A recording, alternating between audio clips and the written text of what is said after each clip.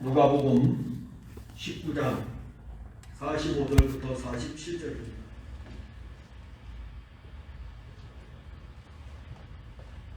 성전에 들어가서 장사하는 자들을 내쫓으시며 그들에게 이르시되 기록된 바 내 집은 기도하는 집이 되리라 하였거늘 너희는 강도의 소굴을 만들었도다 하시니라. 예수께서 날마다 성전에서 가르치시니 대제사장들과 서기관들과 백성의 지도자들이 그를 죽이려고 꾀하되 백성이 다 그에게 귀를 기울여 들으므로 어찌할 방도를 찾지 못하였더라. 아멘. 아브라함 이후에 유대인들, 아브라함 이후에 이제 이삭, 야곱, 요셉으로 이어지는 이 족장 시대, 이 족장 시대가 끝나고 출애굽을 하면서 이 족장들 아브라함, 이삭, 야곱 이 후손들의 족장들이 이스라엘이라고 하는 한 나라를 이제 형성을 합니다. 한 나라를 형성해서 애굽 땅에 나와서 약속의 땅을 향하여 나아가고 그리고 약속의 땅을 마침내 차지하게 됩니다. 그리고 이제 이 약속의 땅에서 살면서 하나님이 왕이신데 왕이신 하나님의 다스림을 받으면서도 한 분은 우리도 이방 사람들처럼 그런 왕이 있으면 좋을 텐데라는 게 큰 자리를 잡고 있었어요. 결국에는 그들도 왕을 요구하게 되고 그리고 이제 왕정 정치가 시작이 됩니다. 이 왕정 정치가 시작이 되면서 이스라엘이라는 이 국가는 왕정 정치가 시드기야 왕 때까지 이어지고 이 이어지는 허간에 이 이스라엘 백성들에게는 성전이라든가 제사라든가 또 할례라든가 율법이라든가 이런 것들이 같이 이렇게 쭉 흘러옵니다. 그들의 어떤 영적인 것을 이끌어가는 어떤 그 힘이 이렇게 이스라엘 국가 안에서 이어져 가죠. 근데 이제 이스라엘 백성들은 이런 것들을 통해서 뭘 가지고 있냐면은 자기들에게 주어지는 영적 힘을 보는 것이 아니라 우리는 선민이다. 우리는 이방인하고는 다르다라고 하는 어떤 차별적 요소로 자꾸 접근을 하고 그러면서 그들은 선민 사상이 굉장히 자리를 잡게 됩니다. 이렇게 선민 사상이 어디까지 자리를 잡냐면은 자기들의 나라가 멸망을 당하고 바벨론, 페르시아, 헬라, 로마 제국까지 계속 이렇게 자기 나라의 독립도 보지 못하고 그렇게 멸망을 당한 그 상태에서도 이 선민 사상이 되게 강했어요. 그리고 이제 이 선민 사상이 결국에는 유대인들이 믿는 하나님, 우리는 이제 흔히 그걸 유대 종교라 이렇게 이야기합니다. 이 유대 종교를 가지고 자기들의 종교의 기득권으로 성을 쌓았어요. 그리고 이 성 안으로 하나님도 들어오지 못하도록 했어요. 하나님의 아들도 들어오지 못하도록 이 성을 쌓았습니다. 우리가 보면 이상하잖아요. 그죠? 오늘날도 그렇잖아요. 오늘날도 교회를 다니는 사람들이 교회에 성을 쌓으면서 예수님이 들어오지 못할 정도로 성을 쌓고 그래요. 그 부분을 사실 이 유대인들이 그냥 가지고 있는 오래전부터 전통적으로 내려오는 어떤 영적인 모습입니다. 이런 때에 하나님의 아들이 육신을 입고 오신 것입니다. 오늘 본문에 보면은 이 육신을 입고 오신 하나님의 아들이 성전으로 들어가셨다. 자, 이제 드디어 예수님께서 예루살렘 성전으로 이제 들어가십니다. 수많은 무리들로부터 찬송의 소리를 들으면서 예루살렘으로 입성을 했거든요. 예루살렘으로 입성을 했습니다. 그리고 예루살렘으로 들어간 이제 우리 예수님께서 제일 먼저 한 일은 성전으로 들어가셨어요. 당시에 이 예수님이 예루살렘으로 올라갈 때가 6월절입니다. 6월절을 지키러 예수님이 올라가는 중이기 때문에 물론 십자가를 지고 가는 중이지만은 유대인들은 지금 6월절을 지키러 예루살렘을 올라가는 거예요. 그러니까 모든 지금 이스라엘이라는 이 유다 나라는 어디가 핵이 있냐면은 예루살렘입니다. 동서남북에서 전부 다 예루살렘으로 올라가고 있는 중이에요. 6월절 절기를 지키러. 그리고 베다니 쪽에서 베다니 쪽에서 예루살렘으로 올라가는 그 길에서 예수님께서 나귀의 새끼를 타고 들어갈 때에 그 예루살렘으로 올라가던 무리들이 나귀 새끼를 탄 예수님을 보고 호산나 다윗의 자손이여 찬송하리로다 라고 하면서 찬송을 부릅니다. 그리고 이제 예루살렘으로 딱 도착을 했어요. 이제 이 예루살렘은 그야말로 절기, 축제의 분위기가 조금씩 무르익어 가는 것입니다. 그런 상황에서 예수님 어디를 제일 먼저 가시냐면 대제사장을 만나러 가는 것도 아닙니다. 그렇다고 해서 주변에 있는 사내들인 공회 권력자들 그들을 만나러 가는 것도 아니고 성전으로 들어가십니다. 성전으로 들어가니까 이 성전에는 이제 성전 울타리를 이렇게 들어가면은 이방인의 뜰이 있어요. 그러니까 그 뜰, 그 다음에 여인의 뜰, 이런 뜰들이 있는데 이 뜰에서 이방인의 뜰에서 지금 짐승들이 막 사고 파는 일들이 지금 벌어지고 있는 것이죠. 그러니까 그 성 안에 이방인의 뜰, 예루살렘 성 안에도 사람들이 많고 성전으로 이렇게 들어가서 성전문을 이렇게 들어가니까 이방인의 뜰에도 사람들이 또 많습니다. 그러니까 예루살렘 자체도 많고 성전도 많아요. 성전에 들어가신 예수님이 딱 제일 먼저 하신 일은 장사하는 자들의 상을 딱 둘러 엎으셨어요. 자, 지금 예수님 혼자 아닙니다. 예수님 곁에는 12 제자들이 같이 따라가고 있고 그 다음에 예수님을 갈릴리에서부터 지금 쭉 따라온 사람들, 그 다음에 유월절을 지키러 올라가는 사람들과 만나서 예수님을 따라가는 무리들의 수는 계속해서 불어나고 있는 중입니다. 그러니까 예수님이 어디로 가든지 간에 그들의 걸음은 예수님과 같이 가는데 성전으로 들어가셔가지고 예수님이 하신 행동이 그 상을, 장사하는 사람들의 상을 막 둘러 엎으시는 겁니다. 그리고 장사하는 사람들 다 내쫓아버렸어요. 예수님의 이러한 행동이 그때에 같이 갔던 무리들에게도 굉장히 쇼킹한 사건이고 그 다음에 이 성전 뜰에서 장사하던 사람들은 어이없는 일을 지금 당한 거예요. 또 갑자기 자기들에게 날벼락이 떨어진 거죠. 그러니까 만약에 예수님이 지금 와가지고 여러분들 이렇게 예배 드리는데 와가지고 여러분들 성경책을 갖다가 막 집어 던지면서 빨리 다 나가라고 얼마나 어이없는 일입니까? 그런 일이 지금 벌어지는 거예요. 성전에서 지금 벌어지는 일이니까. 자, 그럼 예수님의 이러한 행동은 왜 이렇게 일어나고 있을까? 여러분, 왜 예수님께서 지금 이 일을 행하시는가?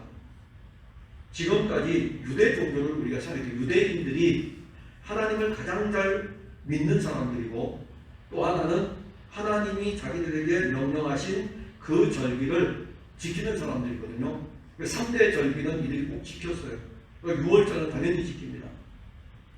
그런데 그 절기 때에 예수님이 오셔가지고 뒤엎어버리는 것은 절기를 지킬 때마다 일어났던 일들, 성전에서 절기를 지킬 때마다 일어났던 일들에 대한 개혁이에요. 다 때려부시는 거예요. 쉽게 말하면 다 때려부시는 겁니다. 신학적으로 고상하게 표현하면 개혁입니다.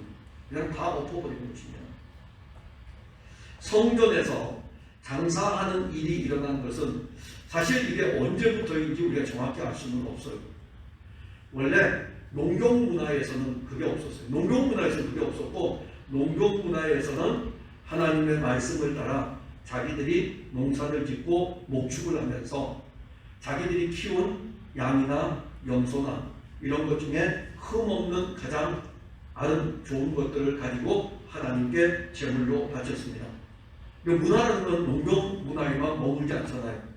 문화가 발전되면서 도시화가 형성이 되게 되고 농경 문화나 목축 문화는 조금씩 이제 사양들로 접어듭니다. 그런데 제사는 드려야 돼요. 그럼 제사를 드려야 되면 어떻게 드려야 될까요? 또 그러면 이제 그때는 이제 경제에 유통되는 게 돈이니까. 그래서 이 돈을 가지고 짐승을 한 마리를 사는데 어떤 걸 살까요? 가장 좋은 걸 사죠. 왜? 하나님께 드리려니까. 하나님께 드리려니까. 그래서 가장 좋은 것을 삽니다. 근데 이렇게 가다가 처음엔 그렇죠. 그러니까 우리가 어떤 그 종교적 타락이 오는 것은 단면도처럼 여기에서 여기로 이렇게 가는 것이 아니라 선이 없이 이어져가요. 선이 없이 이어져가다가 여기에서 여기를 보면 우리가 너무 멀리 떠나 있네 라는 걸 알게 돼요. 똑같습니다. 여기에서는 목축을 하면서 짐승을 가져가다가 도시화가 되어가면서 어느 순간인가 이제는 돈을 가지고 짐승을 살 수밖에 없어요. 여건이. 내가 이제 도시 활동을 해야 되니까.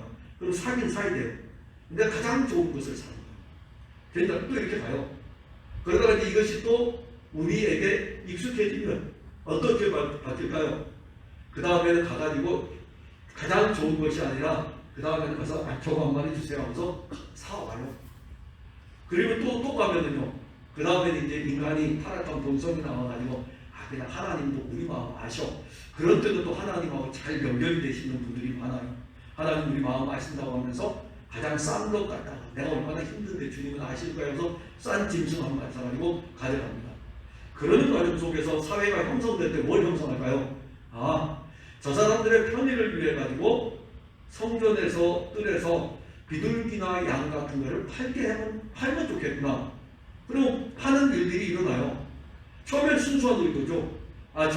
저들이 하나님께 드리기 위해서 멀리서부터 사가지고 힘들으니까는 내가 여기에서 짐승을 키우고 있으니까 이것을 팔면 되겠구나. 그러면서 파는 수익금을 가지고 성전세도 내고 뭐 그러면 되겠죠. 근데 시간이 가면은요. 저 사람 보니까 재미쏠쏠하게 보네. 그럼 옆에다가 또 하나 생기거든요. 또 하나 생기면 이 사람은 처음에 시작이 그랬는데 그 다음 옆에 사람은 그 다음에 이제 수익을 또 생각할 수 있는 거예요. 그러다가 이제 성전들에 쭉 장사하는 사람들이 많으면 전부 다 어떻게 한 세기가 지나게 되면요. 다 수익성의 이제 관계를 두게 되는 것입니다. 예수님이 왔을 때는 이미 그 시기예요. 장사를 하면서 순수한 의도가 아니라 장사를 통해서 이익을 남기려는 것이고 또 제사를 드리러 올라오는 사람들은 그냥 편하게 드리고 싶어가지고 이게 다 섞여버린 거예요. 그러니까 이러한 것을 아시기 때문에 엎어버리는 것입니다. 그래서 예수님은 이 부분을 말씀할 때 강도의 소굴로 만듭니다. 성전의 마당의 뜰을 강도의 소굴로 만들었다고 개탄하면서 산을 둘러 엎어버립니다. 사람들은 성전에서 어떤 재물을 사야 할지 그리고 재물의 가격을 흥정하는 일에 대해서 관심을 갖게 됩니다. 사람들의 관심은 그거예요. 어떤 재물을 살까? 이 재물의 가격이 얼마일까? 흥정하는 일에 관심을 두지만은 지금 6월절의 절기를 지키러 예루살렘 성전으로 오신 예수님은 아무런 관심 없어요. 그 사람들이 이렇게 보죠. 보니까는 뭐 그런 관심을 보면서.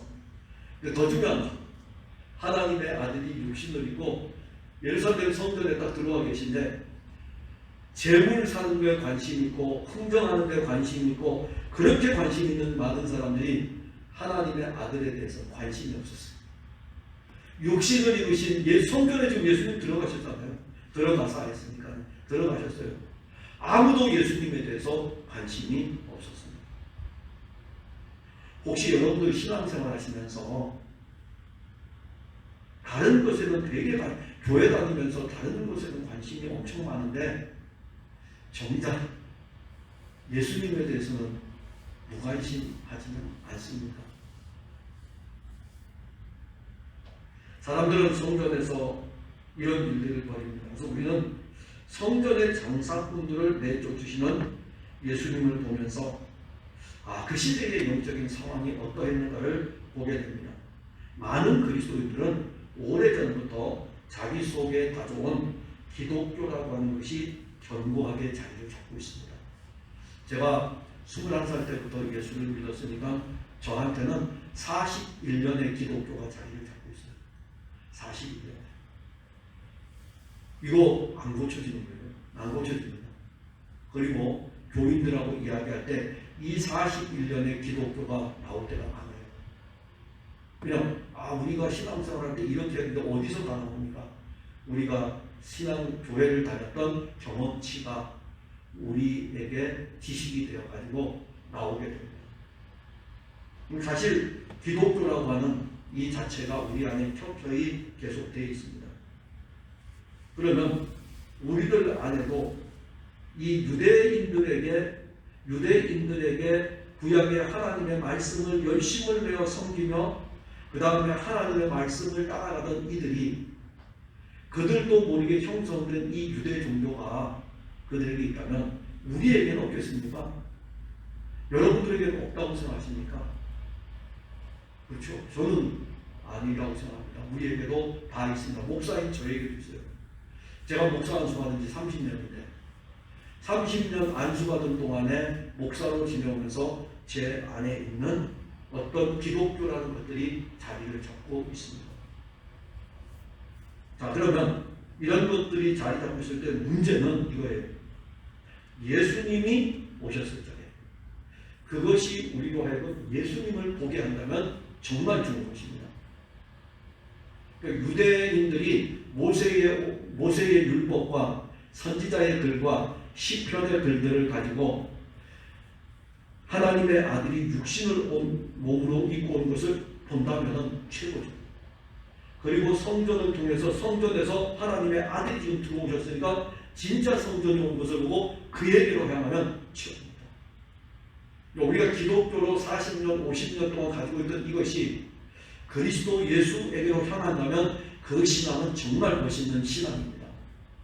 오히려 이 기독교라고 하는 이 울타리가 돼가지고 담이 돼가지고 예수님께로 나아가는 걸 막고 있다면 이거 헐어버리셔야 돼요. 이거 안 헐어지면 안 됩니다.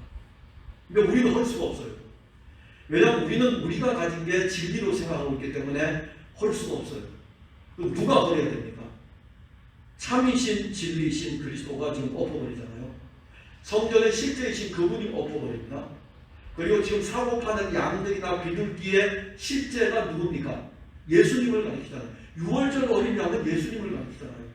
또 어린 양을 잡아들일 때에 이 어린 양이 바로 하나님의 아들을 가리키거든요. 근데 모르고 있어요. 모르고 있기 때문에 이것을 엎어야 될 사람은 여기서는 안 돼요. 대제사장도 안 되고 그리고 서기관들도 안 되고 바리새인들도 안 되고 안 되게 돼 있어요. 누가 엎어야 됩니까? 예수님이 엎어버리십니다.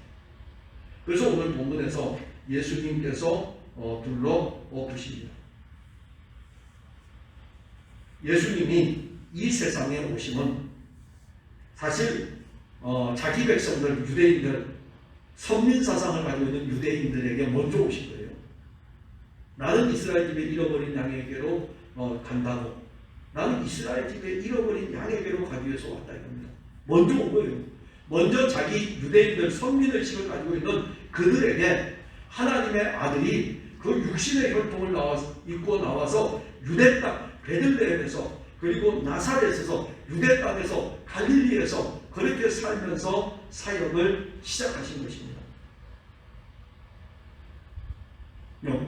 예수님이 잘못된 기득권의 종교의 상을 불러보면 그때 이제 우리 안에 어떤 게 세워지냐면 바른 참 교회가 세워지게 돼요. 바로 교회의 머리 되시는 예수님이 세워지게 됩니다. 주는 그리스도시요 살아계신 하나님의 아들이십니다라는 이 고백은요, 여러분들 언제나 어디서나 하셔야 돼요. 그러니까 제가 오늘 내시경을 봤는데 앞에 있는 사람이 끝나야 되는데 안 끝남으로 인해 가지고 무려 1시간 이상을 기다리고 있었어요. 근데 안경도 벗고 들어가는데 안경도 벗어났죠. 저는 안경 벗으면 스마트폰을 못 봐요. 그러니까 스마트폰도 딱 넣어놨죠. 손에 아무것도 없어요. 곧 있으면 내 차례겠는데 무려 1시간이 지나도록 제 차례가 안 되는 거예요. 그럼 이제 가는 거죠. 그때부터 이제 기도도 하고 왜 아직도 안 됩니까 하면서 그러기 시작하면서 하다가 근데 습관적으로 나오는 게 있어요. 저한테는 주는 그리스도시요 살아계신 하나님의 아들이십니다. 그러니까 습관적으로 그게 돼 있어요. 근데 이제 그 습관은 예전에 것하고는 달라요. 그러니까 자주자주 제가 사용하는 것 같아요. 예수님은 그리스도이십니다. 예수님은 하나님의 아들이십니다. 근데 그 고백하는 게 되게 좋더라고요. 오늘도 그 1시간 정도를 대기하고 있으면서 아무것도 못하니까 그게 제게서 나온 거고, 야, 그래도 네가 목사구나. 혼자서 저 혼자 그냥 북치고 장구치고 다 했어요. 네가 목사구나. 네가 교회에서 가르칠 때에 풍성한 교회에서 성도들에게 주는 그리스도시요 살아계신 하나님의 아들이십니다. 이 고백이 얼마나 중요한가를 가르치고 있는 것 같구나. 근데 그런 생각을 했어요. 자, 우리에게 이러한 신앙을 세워가는 분은 누구냐면 예수님께서 그의 성령으로 우리 안에 세워가시는데 먼저는 둘러 엎으셔야 돼요. 있는 데에다가 쌓을 수가 없습니다. 그래서 둘러 엎고 난 다음에 새롭게 다시 하셔요. 예수님이 성전에 들어가셨는데 사실 오늘 본문 45절에 성전에 들어가사 그랬습니다. 이분이 원래 성전이십니다. 요한복음 2장에 이 성전을 헐라 그리하면 내가 사흘 만에 일으키리라. 이는 성전된 자기 육체를 가리켜 말씀하십니다. 예수님이 성전이셔요. 그러면 성전에 들어가셨다는 것은 모형에 실제이신 그분이 모형으로 가신 거예요. 모형으로 왜 가셨을까요? 이 모형에 가서 내가 진짜 성전이라는 것을 알려주기 위해서입니다. 구약을 여러분들에게 왜 가르칠까요? 구약을 통해서 하나님의 아들을 가르치기 위해서. 구약을 통해서. 여러분들에게 구약을 통해서 아브라함을 배우라는 게 아닙니다. 요셉을 통해서 요셉을 배우라는 게 아니에요. 요셉을 통해서 그리스도를 보아야 되고 아브라함을 통해서 그리스도를 보아야 돼요. 그래서 구약이 있어야 신약이 풍성합니다. 신약만 두면 별로 안 풍성해요. 구약이 있어야 신약이 풍성해요. 저는 설교자의 입장이기 때문에 설교자의 입장에서 봤을 때 신약만 있으면 목회하기 힘들었을 것 같아요. 구약이 있으니까 구약의 설교를 가지고 신약의 예수님을 소개하니까 구약에 39권이라는 책이 있으니까는 여러분들이 잊어버릴 수도 있고 또 했던 설교를 또 하더라도 다른 각도로 할 수도 있고 제가 거의 설교를 52주 설교를 주일날 할 적에 구약 한번 하고 신약 한번 하고 구약 한번 하고 신약 한번 하고 이렇게 합니다. 구약이 있으니까 너무 좋고요.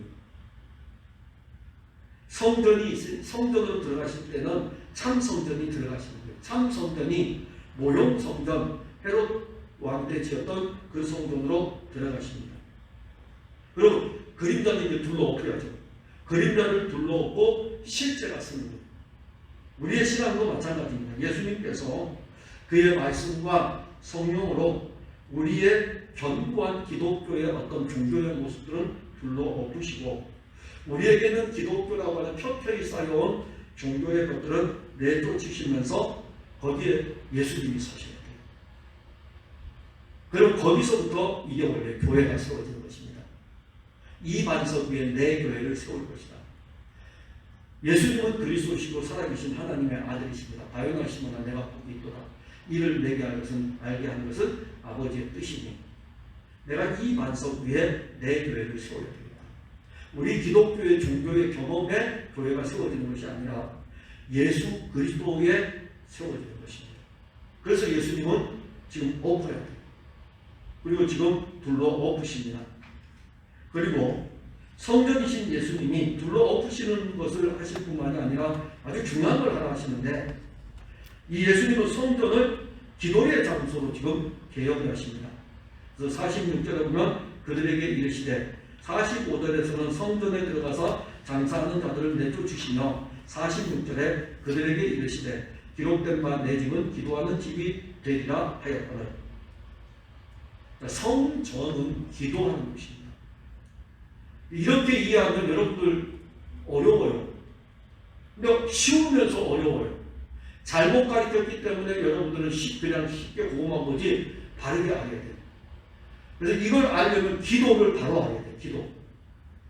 기도가 뭐겠습니까? 우리가 하는 이 기도의 보통 기도의 용어는 거의 대부분이 간구입니다. 내가 원하는 것들을 하나님이 들어달라고 간청하는 것이고 기도라는 것은 하나님과 우리 사이에 교통하는 거예요. 교통하는 것이기 때문에 이 교통은 사실 할 수 없어요. 왜 못하냐면 하나님은 거룩한 분이고 우리는 죄인이기 때문에. 그래서 반드시 교통할 수 있는 장소가 필요한데 그 장소가 성전입니다. 그래서 이 성전에서 하나님은 성전에 계시고 우리들은 유다 백성들은 성전을 향하여 올라가면 제사를 통하여 가지고 하나님과 교통을 하게 되는 것입니다. 그러면 이제 이 부분을 더 쉽게 이해하려면 예수님을 보시는데 성전된 예수님은 어떻게 하나님과 교통했느냐? 자주자주 교통했습니다.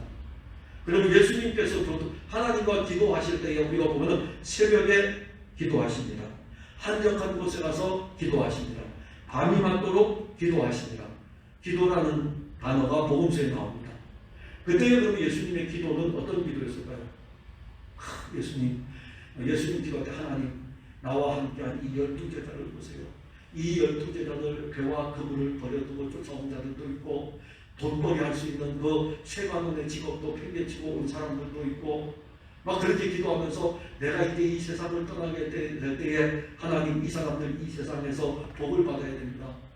나를 위해서 이렇게 헌신하며 나를 위해서 이렇게 충성했는데 이런 하나님께서 이들에게 보상을 다 해줘야 된다고 해서 예수님 그런 기도했나요? 한 번도 안 했어요. 기도가 아니라는 것입니다. 그러니까 제자들은 궁금한 거예요. 우리가 어떻게 기도해야 되겠습니까? 그래서 예수님 가르쳐준 게 주기도예요. 그 주기도에 보게 되면은 우리의 유익을 위해서 우리가 창고에 쌓아두는 것을 위해서 세상에서 출세하는 것에 대해서 기도가 단 하나도 없습니다. 그럼 여기 내 집은 기도하는 집이라고 했을 적에 우리가 이제 하나 풀어야 될 것은 예수님이 성전을 내 집이라고 했어요. 내 집이라. 이 성전은 내 집이라는 것은 이 성전에는 지성소와 성소가 있는데 지성소에는 누가 있습니까? 하나님의 영광이 있잖아요. 하나님의 임재, 하나님의 언약궤가 있고 하나님은 자기 백성들과 만나기 위해서 언약궤가 있는 이 지성소에 하나님이 오십니다. 여기가 하나님의 집이에요. 그래 예수님께서 오셔서 이 성전을 말씀하시면서 다 둘러 엎으시면서 다 내쫓아요. 이것들이 와가지고 내 집에서 지금 장사하고 난리 아니하고서 다 쫓기고 난 다음에 내 집은 이렇게 해요. 내 집은 이 성전은 내 집이라는 겁니다. 얼마나 당황스러울까요? 지금 그때의 대제사장도 있고 서기관 바리새인들 6월절 지키러 올라온 대단한 사람들이 있는데 그들 앞에 서서 이 집은 내 집이다. 누가 그렇게 할 수 있을까요? 하나님의 아들 외에는 누구도 그렇게 못합니다. 대제사장도 이 성전을 보고 내 집이라고 하지를 못합니다. 이게 똑같아요. 예를 들어서 교회를 본다면 이 교회는 내 교회입니다. 못한다니까요. 제가. 주일학교 아이들은 우리 교회는 그런 아이들은 없을 거예요. 그죠? 우리 교회에서는 이 교회는 목사님 교회야. 그건 잘못 가르친 거예요. 그건 조사들을 불러가지고 혼내야 되죠. 목사님의 교회도 아니고 장로님의 교회도 아니고 교인들의 교회도 아니고 이 교회는 주님의 교회입니다. 머리가 주님이시기 때문에 예수님께서 내 집이라고 했어요. 그리고 또 내 집은 이렇게 이야기했어요.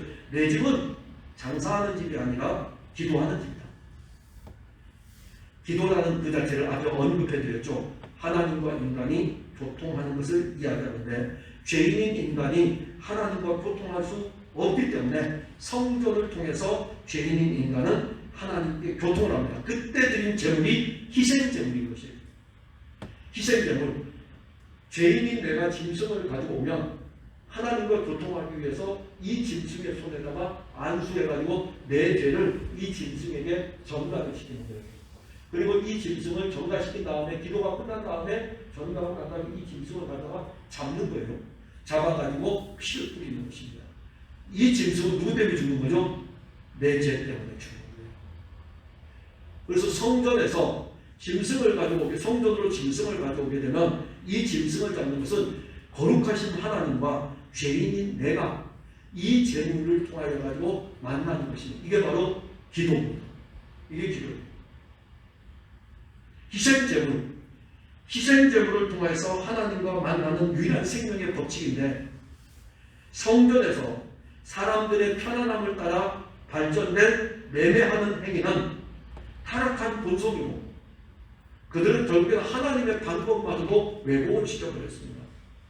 예수님은 성전에서 장사하는 사람들의 상을 둘러부시고 그들 다 내쫓고 기도하는 집이라고 하는데 이 사람들을 내쫓지 않으면 기도하는 집의 실제이신 예수님을 못 누리기 때문에 그래서 예수님 이 사람들을 먼저 내쫓아야 됩니다. 예수님은 기도에 대해서 많은 말씀을 주셨습니다. 기도를 가르쳐 주었고 기도할 때에 예수님 이름으로 구하라고 하였고 어떻게 구하여야 하는지도 다 알려주었어요. 이 모든 기도가 예수님하고 관계가 있고 예수님이야말로 하나님과 교통하는 유일한 통로입니다. 그러니까 여러분들이 기도하실 때에 왜 예수 이름 의지해서 기도하냐면 늘 말씀드리기를 기도할 때에 한국 사람들만 유일하게 뒤에다가 예수님 이름으로 기도합니다 갖다 붙인다니까요. 처음 기도 시작할 때부터 여러분들은 그리스도의 이름을 의지하여 기도하는 것입니다. 이거 어떤 사람들이 질문해요. 목사님 서양의 영화를 보게 되면 그 사람들은 뒤에 예수님 이름으로 기도합니다. 안 하던데요? 안 해요. 정말 안 해요. 실질적으로 제가 이건 아디아프라입니다. 아디아프라는 뭐냐면은 천당이나 지옥 가는 그런 문제가 아니에요. 아디아프라는 교인들이 지금 이렇게 나누어져 있잖아요. 어떤 사람은 뒤에 예수님 이름으로 기도해야 된다, 붙여야 된다. 그게 우리 보편화되어 있어요. 근데 제가 지금 그렇게 하는 것보다 더 중요한 것은 예수님 이름으로 기도하면 뒤에 붙이는 것보다는 여러분들이 기도할 때마다 그리스도의 이름을 의지해서 기도해야 됩니다. 이렇게 가르쳤어요. 자칫하면 이 부분은 우리 목사님 이상한 거 아니야 그렇게 할 거 아니에요. 근데 예수님 기도할 때 뒤에다가 붙이라고는 안 했거든요. 내 이름으로 기도하라 그랬죠. 그럼 내 이름으로 기도하려서 앞에 붙이면 어때요? 중간에 붙이면 어때요? 왜 꼭 뒤에 붙입니까? 우리 스스로가 빠져요. 그래서 이게 진리는 아니에요. 진리는 예수님 이름을 의지하여서 기도하는 것입니다. 그렇다고 해서 여러분들 해오던 보편적인 것들은 중단하지 마세요. 옆에 사람들이 이단이라고 해요. 아디아포라는 보편적으로 해오는 게 그게 편하면 그냥 하세요. 하되 덧붙여서 끝에만 붙이지 말고 앞에서부터 계속 그분의 이름을 의지해서 기도하셔야 됩니다.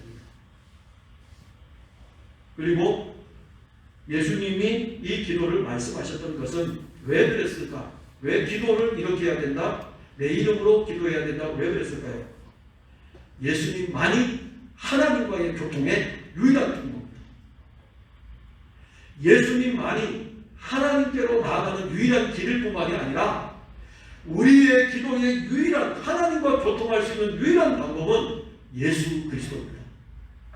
그래서 예수 그리스도의 이름으로 기도하는 것인데 우리는 이제 그리스도 안에서 성전이 되었고 성령은 우리 안에서 우리의 기도를 도와주십니다. 그리고 우리의 기도는 무시로 성령 안에서 이제는 예수님이 보내신 하나님이 보내신 그의 영으로 말미암아 언제든지 하나님과 교통할 수 있습니다. 예루살렘 성전에 안 가셔도 돼요. 여러분들 기도하기 위해 가지고 내 집은 만민의 기도하는 집이라는 것을 문자적으로 해석해 가지고 예루살렘 성전에 가가지고 거기서 기도 안 하셔도 된다고요. 이제 예수님은 우리 안에 계셔요. 우리는 그분 안에 있고 그래서 우리를 보고 성전이라고 이렇게 말씀하셨어요. 그리고 우리 안에 또 뭐까지 주었죠? 성령까지 주었어요. 성령으로 말미암아 우리 성령은 우리의 연약함을 가지고 또 기도하고 있어요. 그러니까 우리는 얼마나 사랑을 많이 받는지 모릅니다. 그냥 단순하게 이것 좀 하세요 하면은 우리의 본성을 보면은 못할 걸 알거든요. 그러니까 예수님이 그냥 막 멀티로 그냥 다 주는 거예요. 당신 자신도 주시고 그리고 당신이 승천하시고 난 다음에는 그의 영을 주시고 그리고 그의 영을 가지고 우리 안에서 막 기도하게 하십니다. 이게 무시로 하는 기도예요. 무시로 하는 기도. 이게 사람들이 야, 눈 감고 기도 안 하면은 안 들어줘. 아니요, 눈 뜨고 기도해도 들어주고요. 눈 감고 기도하고 해도 들어주고. 우리 좀 주일학교 수준은 이건 좀 벗어나야 될 것 같아요. 우리들이 지금 여러분들 앉아있을 적에 여러분들이 말씀을 이해 못할 적에 이 말씀을 알기를 위해서 여러분들 안에 있는 영이 기도하면 그 영은 말씀을 붙들고 여러분들과 함께 하십니다. 그래서 항상 예배를 드릴 때에도 찬송을 할 때에도 어떤 순간에도 교회 안에서만 아니라 바깥에서 차를 운전하든지 걸을 때든지 여러분들 안에 성령이 계시기 때문에 언제든지 이 성령으로 말미암아 하나님과 교통할 수 있습니다. 이게 바로 내 집은 만민의 기도하는 집이라는 것은 이 지금 모든 사람들이 나로 인하여서 이 성전에서 기도할 수 있다. 내 이름으로 누구든지 다 기도할 수 있다. 참 성전이신 그리스도의 이름으로. 그러려면 이제 쫓아버려야 돼요. 세상에 장사하는 것들로 가득해 있고 세상의 이익으로 가득해 있는 우리가 어떻게 하나님과 교통할 수 있겠습니까? 여러분들이 하나님께로 가져가지고 하나님 제가 이런 장사를 해가지고 이런 이문을 남기고 이런 이야기를 하면 하나님은 뭐라고 하실까요? 야, 너 진짜 잘했다. 하나님이 세상에 재물을 끌고 모은다 그러면 잘했다고 하지만은 하늘과 땅의 주인이신 그분이 이 세상에 여러분들이 취하는 것에 대해서 아니야, 그거 아니야. 내가 너한테 기도하라고 하면 그거 아니야. 그거 아니야. 그래서 장사하는 사람들의 상을 다 둘러엎었어요. 저는 우리 예수님이 성령으로 저도 둘러엎고 여러분들도 좀 둘러엎으면 좋을 것 같아요. 다 둘러엎고 그리고 아무것도 없고 구속한 주만 우리와 관계합니다. 그러니까 아름다운 교통이죠. 그 다음에 이제 마지막으로 우리가 보는 것은 예수님이 성전에 들어가셔서 예루살렘 성전에 들어가셔서 날마다 성전에서 가르쳤습니다. 자, 뭘 가르쳤는지는 안 나와요. 예수님이 성전에서 날마다 가르쳤다.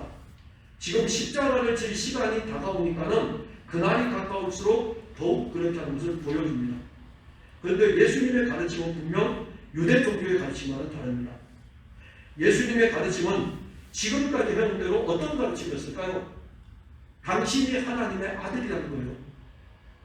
그리고 내가 육신을 입고 이 땅에 온 것은 너희들을 구속하기 위해서 왔다. 너희들은 영적으로 병들었기 때문에 나는 너희들을 치료하기 위해서 왔다. 예수님 계속해서 가르치는 것이 안식일과 논쟁 붙으면 내가 진짜 안식이야.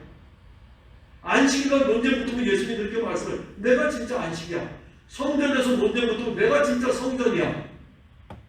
예수님이 가르치는 내용은 다 예수님 자신에 대한 거였어요. 그리고 오늘 여기 예수께서 날마다 성전에서 가르치는 것은 그렇다면 예수님은 유대 종교를 가르친 것이 아니라 예수님 자신에 대해서 가르친 것이고 이러한 가르침은 누구로부터 미움을 받았습니까? 당시의 종교 지도자들로부터 미움을 받았습니다. 미움을 받다 보니까 오늘 여기 보면은 대제사장들과 서기관들과 백성의 지도자들이 그를 죽이려고 꾀하되 예수님이 하나님의 아들 그리스도인 것은 늘 항상 가르치는 거니까 지금 가르치니까는 누가 지금 반응이 오냐면은 대제사장들과 서기관들과 백성의 지도자들이 반응이 왔어요. 요들이 바로 예루살렘에 있는 사람들입니다. 요들이 그 시대에 종교의 기득권을 가지고 있는 대표적인 사람입니다. 그래서 일반 백성들은 유대인들은 이들을 볼 때마다 대단한 분이야. 영적으로 대단하고 신령하고 멋있고 온갖 모든 것들의 수사가 다 들어가겠죠. 그런데 그들은 3년 동안 끊임없이 계속해서 예수님을 대적을 했는데 이제는 성전에서 이제 가르치거든요. 성전에서 대놓고 자기들 나오진 않죠. 나오겠습니까? 안 나오죠. 자기 휘하에 사람들을 보내면 가봐. 뭐라도 가르치다 가봐.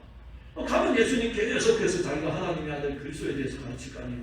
와서 이야기하면 저놈이 자꾸 이렇게 지금 사람들이 6월절 지키러 올라오고 있는데 자칫 잘못하면 어떤 사건이 터질 텐데 저걸 어떻게 죽이지?